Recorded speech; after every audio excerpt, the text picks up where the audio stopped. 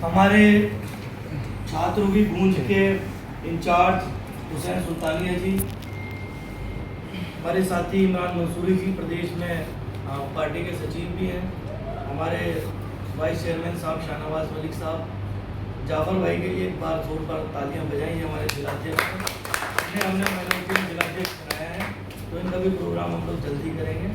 हमारे दिलदार मलिक साहब यहाँ के ब्लॉक अध्यक्ष हैं, शाहिद खान जी हमारे अपना प्रदेश में सेक्रेटरी हैं, और हमारे जुझारू नेता हल्दी अजीज, आप सबके भाई, मेरा छोटा भाई संदीप गुजर।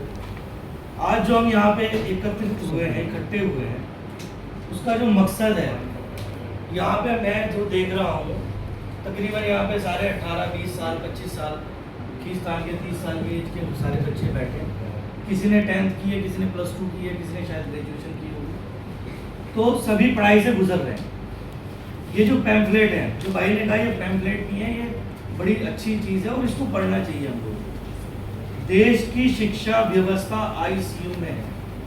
ICU में बंदा कब होता है? जब आखिरी स्टेज पे होता है, मतलब मरने वाला है, कि भाई उसकी सांसें चल रही हैं और मतलब बस ये नहीं पता भाई उसका आज मर जाए कल मर जाए। और शिक्षा, इस देश में सबसे ज़्यादा जो नौजवान है, इस देश के अंदर सबसे ज़्यादा नौजवान, दुनिया के अंदर सबसे ज़्यादा नौजवान इस देश के अंदर है, और तकरीबन 4.5 करोड़ के करीब लोग जो है वो एजुकेशन ले रहे हैं, जो +2 के बाद ग्रेजुएशन कर रहे हैं, नीट की तैयारी कर रहे हैं।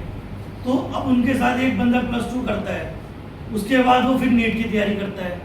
नीट की तैयारी बंदा 1 साल भी करता है, 2 साल भी करता है, 3 साल भी करता है। 1 साल में उसका नंबर नहीं आ पाता बेचारा, दूसरी बारी तैयारी करता है। तैयारी इसलिए करता है कि मेरे अच्छे मार्क्स आ जाएं, किसी गवर्नमेंट बढ़िया कॉलेज में, यूनिवर्सिटी में एडमिशन मिल जाए, अगर नहीं आते तो प्राइवेट में लेता है। पहले तो जब नीट की तैयारी करता है बंदा, तो 12 से 15 लाख रुपए उसके खर्च होते हैं। एक माँ बाप, चाहे वो किसान का बेटा है, चाहे किसी बिजनेसमैन का बेटा है, चाहे किसी गरीब का बेटा है, वो इंस्टीट्यूट में जब एजुकेशन लेता है उसको 12 से 15 लाख रुपए खर्च करने होते हैं। जो गरीब आदमी है वो क्या करेगा? वो लोन लेगा बेचारा, क्योंकि पैसे तो चाहिए।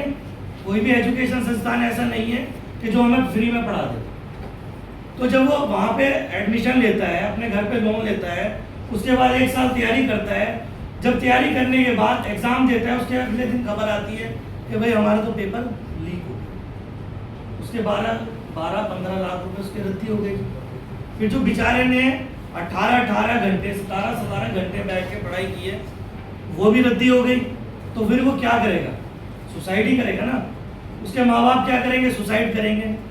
तो हमारे जो राष्ट्रीय हमारे जो अध्यक्ष हैं, जो हमारे नेता हैं राहुल गांधी जी, उन्होंने इस मुहिम को छेड़ा है, और इस मुहिम को जो नाम दिया है वो छात्रों की गूंज नाम दिया है। आप पढ़ भी रहे होंगे, छात्रों की गूंज, मतलब छात्रों की आवाज़। गूंजना आप समझते हैं ना कि किसी चीज़ को जोर से मारेंगे तो उसकी आवाज़ निकलती है, तो ये गूंज हमने निकालनी है। और इसमें समझाना भी है लोगों को कि जो लड़ाई लड़ रही है कांग्रेस पार्टी, ये हर एक नागरिक की लड़ाई लड़ रही है। जो 4.5 करोड़ स्टूडेंट है इस देश के अंदर, उनकी लड़ाई लड़ रही है। देश के अंदर आपको पता है कितना माहौल खराब कर दिया है। हमारे किसान, 700 किसानों आत्महत्या की, तकरीबन 700 किसानों ने। तो अगर हम जैसे शहर में रहते हैं, यहाँ तो कम है किसानों की, यहाँ जनसंख्या कम है, लेकिन आगे दुआले में हम लोग जाएंगे, पंजाब में जाएंगे, हरियाणा जाएंगे, ज़्यादातर किसान हैं। उन किसानों के बच्चे भी पढ़ते हैं, उनके माँ बाप भी आत्महत्या कर रहे हैं, उनकी औलाद भी आत्महत्या कर रही है। तो क्या होगा?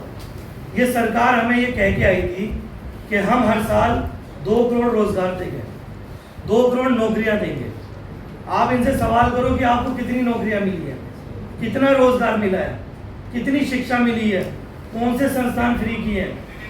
कुछ भी नहीं किया। और अब इस देश में जो आवाज़ उठाएगा वो स्टूडेंट उठाएगा, क्योंकि सबसे ज़्यादा जो यंग जनरेशन है वो स्टूडेंटों की है, जो यूथ है, जो जेन ज़ी है, जिसको हम 18, 20 साल, 25 साल का हम लोग कहते हैं। तो आप लोगों से सभी से ये अपील है कि एक तो ये रजिस्ट्रेशन भी कराएं और इसकी आवाज़ भी बने। चंडीगढ़ के अंदर पता लगे कि हम लोग अपने हक के लिए लड़ाई लड़ना चाहते हैं, और हम हक की लड़ाई कब लड़ेंगे? जब हम रोड पे आएंगे, क्योंकि ये गूंगी बहरी सरकार है, ये सुनने वाली सरकार नहीं है। इसके लिए तो आपको आवाज़ उठानी पड़ेगी, और आवाज़ उठेगी जब आप रोड पे निकलोगे, आप सड़कों पे उतरोगे। हम आपके साथ हैं, पूरी पार्टी आपके साथ है। जहाँ जैसे कहोगे हम लोग आपके साथ आके कंधे से कंधा मिलाकर चलेंगे। Thank you so much. Thank you Asif भाई।